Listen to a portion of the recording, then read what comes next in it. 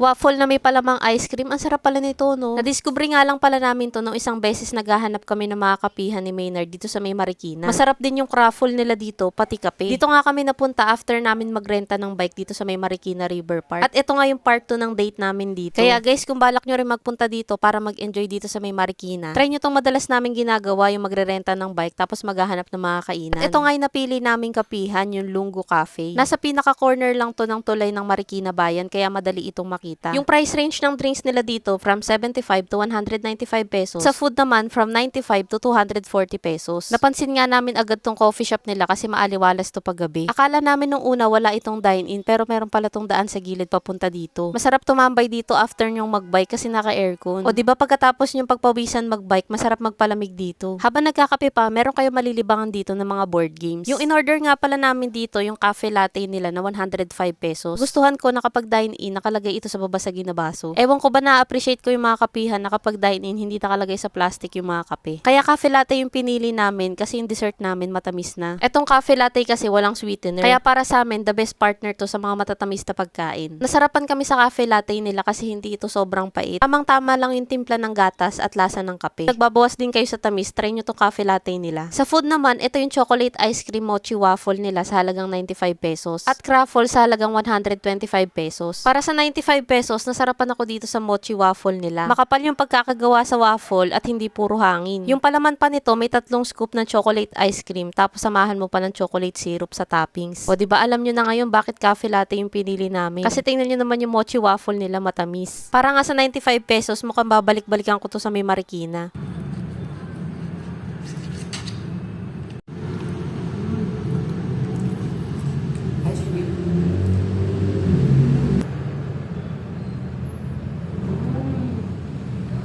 Ito naman yung craffles nila na may toppings na Nutella at Alcapone. Gustuhan ko tong craffle nila kasi ganito dapat talaga yung texture ng craffle. Combination dapat ito ng croissant at waffle. Sa ibang nabibilhan ko kasing craffles, parang waffle lang din yung binili ko. Sa kanila, legit na craffle yung natikman namin. Isa nga rin to sa masasuggest ko na itry nyo dito sa may Lungo Cafe. Maayos pa yung pagkakaluto nila, hindi masyadong tostado. At pag kinagat mo nga to, medyo crunchy pa.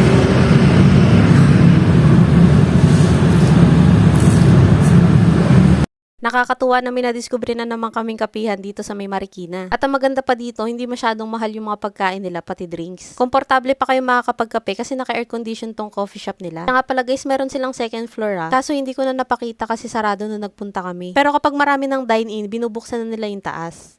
Marami pa nga pala kami i-share sa inyo ng mga sulit na pasyalan, kapihan, at kainan. Kaya guys, para updated kayo sa mga mapupuntahan namin, huwag niyong kalimutang i-follow ang aming social media accounts. Yun lang, maraming salamat po sa panonood. Bye!